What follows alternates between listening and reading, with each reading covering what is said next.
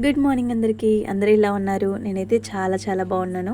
మీరు కూడా బాగుండాలని మనస్ఫూర్తిగా కోరుకుంటున్నాను. ఇంటి ముందున్న మొక్కల వల్ల నా వీడియోస్ని ఇంకొంచెం మంచిగా చూపించగలుగుతున్నాను. మీకు వాయిస్ అయితే మొత్తం చేంజ్ అయిపోయింది, బాగా జలుబు చేసింది. మీరే కొంచెం అడ్జస్ట్ అయ్యి వీడియోని అయితే పూర్తిగా చూడండి. అలాగే వీడియో నచ్చితే లైక్ చేసి మరిన్ని వీడియోస్ కోసం నా ఛానల్ని తప్పకుండా సబ్స్క్రైబ్ చేసుకోండి. ఈ మధ్య అయితే 5ంటికే తెల్లారుతుంది, 6 గంటలకే ఎండ్ వచ్చేస్తుందండి బాబు. డే టైం ఎక్కువ ఉంటుంది, నైట్ టైం ఏమో తక్కువ ఉంటుంది. మేము ఫామ్ దగ్గర పనిచేసి ఫుల్గా టైర్డ్ అయి వస్తాం. మార్నింగ్ 5కే తెల్లారుతుంది అంటే అంత ఎర్లీగా లేవడం మా వల్ల అయితే అస్సలు కాదు. ఎందుకంటే అసలు నిద్రనే సరిపోదు. మేము పడుకోవడమే 12 o'clockకి పడుకుంటాము. అంత లేట్ గా పడుకొని అంత ఎర్లీగా లేవడం అంటే మా వల్ల అయితే అస్సలు కాదు. ఎందుకంటే మాకు హెల్త్ కూడా ఇంపార్టెంటే. మరి 8 hours నిద్ర లేకపోయినా గానీ హెల్దీగా ఉండాలంటే మినిమం 5 to 6 hours అయినా నిద్రపోవాలి. ఇంకా అందుకని మార్నింగ్ 6 o'clock అయితే లేస్తాము ఇంట్లో అందరం. ఉదయం 6 గంటలకి ఎంత ఎండ వచ్చిందో చూసి టైం 7-8 అవుతుందేమో అన్నట్టుగా అనిపిస్తుంది. ఎండ అయినా ఇది ఎండాకాలము వానకాలము అసలు అర్థమే అయితలేదు మాకు. ఎందుకంటే జూన్ లో ఖచ్చితంగా వర్షాలు అయితే పడతాయి, కానీ ఈ సంవత్సరం వర్షాకాలం స్టార్ట్ అయినా కూడా ఎండలు ఘోరంగా కొడుతున్నాయి. లాస్ట్ ఇయర్ వర్షాకాలంలోనేమో మేలనే స్టార్ట్ అయిపోయినాయి వర్షాలు. ఈ ఇయర్ అయితే జూన్ స్టార్ట్ అయినా గానీ ఇంకా వర్షాలే పడతలేవు అసలు. ఈ ఎల్నినో ప్రభావం వల్ల రైతులకైతే చాలా కష్టాలున్నాయి. ఈసారి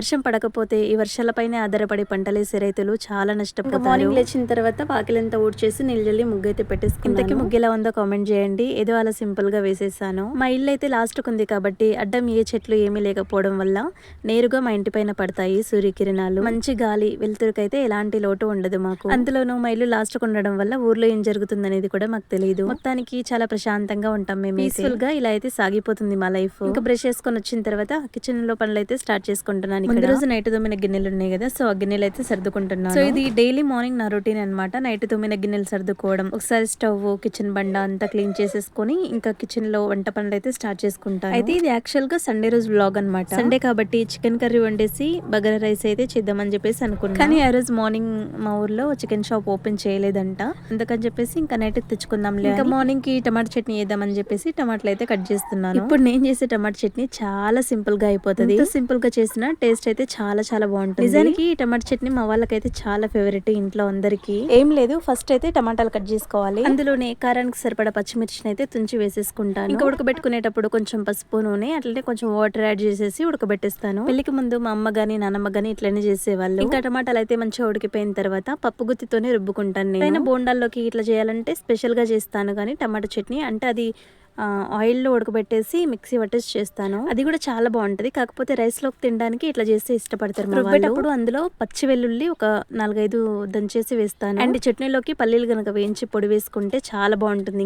ఇంకా ఇదైతే నైట్ ఫామ్ నుంచి వచ్చిన తర్వాత చికెన్ అయితే తీసుకొచ్చాడు మా తాత. ఇక్కడ నేను వంట చేస్తుంటే మరేనికనేమో గిన్నెలు సర్ది తోమేస్తుంది. మేమైతే ఫామ్ నుంచి లేట్ గా వస్తాం కాబట్టి ఇంటికి వచ్చిన తర్వాత పనులు అయితే ఇద్దరం కలిసి చేసుకుంటాం. ఇంటి పనుల్లో గానీ ఏ పని అయినా సరే చాలా హెల్ప్ చేస్తుంది. మరి ఒక మంచి ఫ్రెండ్ లాగా చాలా బాగా అర్థం చేసుకుంటది. ఒక ఆడపిల్ల జీవితం పుట్టింట్లో ఎలా ఉన్నా గానీ అత్తింట్లో మాత్రం అర్థం చేసుకునే వాళ్ళు ఉండడం చాలా అదృష్టం అని నా ఫీలింగ్. ఆ విషయంలో మాత్రం చాలా లక్కీ అని చెప్తాను నేను. ఇక్కడ ఫస్ట్ అయితే బగారా రైస్ చేస్తున్నాను నేను. ఇక వంట చేసే టైంలోనే కరెంట్ పోయింది, టార్చ్ లైట్ పెట్టుకొని చేసిన వంటలు ఇక్కడ. అయితే అప్పుడు బయట ఫుల్ మబ్బులు గమ్ముకొని గట్టిగా గాలి వస్తుండే అనమాట, సో దాని నుంచి తీసేసి ఉంటారు కరెంట్. ఇప్పుడు వర్షం పడుతుందేమో అన్నట్టుగా కమ్మేసుకుంటాయి మబ్బులు, కానీ ఒక్క చినుకు కూడా పడదు. లాస్ట్ ఇయర్ ఎంత ఎక్కువ వర్షాలు పడ్డాయో ఈసారి అయితే అంతగానం కరువు అయిపోయినాయి. అసలు ఇప్పుడు ఏ సీజన్ ఎట్లుంటది అనేది అర్థమైతలేదు. ఇంకెక్కడ బగారా రైస్ వండేసి చికెన్ కర్రీ అయితే ప్రిపేర్ చేస్తున్నా. యాక్చువల్ గా పిల్లలు తినకుండా పడుకుంటారేమో, ఆల్రెడీ వాళ్ళు ఫుడ్ తినేసారు, కానీ చికెన్ తో తింటారేమో అని చెప్పేసి హడావిడిగానే చేస్తున్నా. ఎందుకంటే పిల్లలకి చికెన్ అంటే చాలా ఇష్టం. పిల్లలు నాన్ వెజ్ లో ఏదైనా ఇష్టంగా తింటారంటే అది చికెన్ ఒక్కటే. అంటే మా పెద్దోడు ఎగ్ కర్రీ ఇట్లా చేసి ఇష్టపడి తింటాడు, కానీ మా చిన్నోడు అసలు ఎగ్ ముట్టుకొని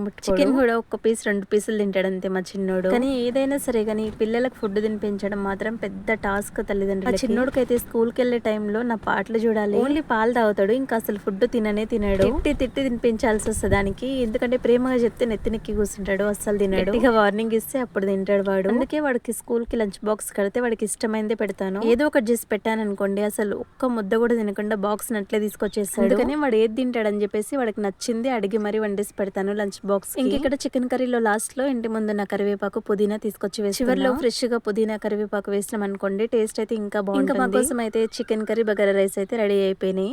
కానీ తాతనేమో చికెన్ తిన్నాడు. చికెన్ తింటే తాతకి బాడీ పెయిన్స్ వస్తుందంట ఎందుకు అందుకోసమని తాత కోసం అని చెప్పేసి సపరేట్ గా ఎగ్ కర్రీ అయితే చేశాను. అది కూడా మన ఛానల్లో షార్ట్ వీడియోగా అప్లోడ్ చేశాను. ఇంట్రెస్ట్ ఉంటే వెళ్ళి చూడండి. టేస్ట్ అయితే చాలా చాలా బాగుంది అండ్ సింపుల్ గా అయిపోతుంది కర్రీ. ఇంటికి ఎవరైనా అనుకోకుండా గెస్ట్లు వచ్చారనుకోండి సింపుల్ అండ్ టేస్టీగా ఇట్లా చేసి పెట్టొచ్చు, చాలా బాగుంటుంది. ఇంకా మేమైతే నాన్ వెజ్ వండినా అంటే అందరం ఒకటే దగ్గర కూర్చొని తింటాం. ఎందుకు మరి నాకు కూడా అనిపిస్తుంది నాన్ వెజ్ వండినప్పుడే అందరం కలిసి కూర్చొని తింటాం. అన్నం కూరలు వాటర్ అంతా హాల్లోకి తెచ్చి పెట్టేసుకొని అందరం ఒకటే దగ్గర కూర్చొని తింటాము.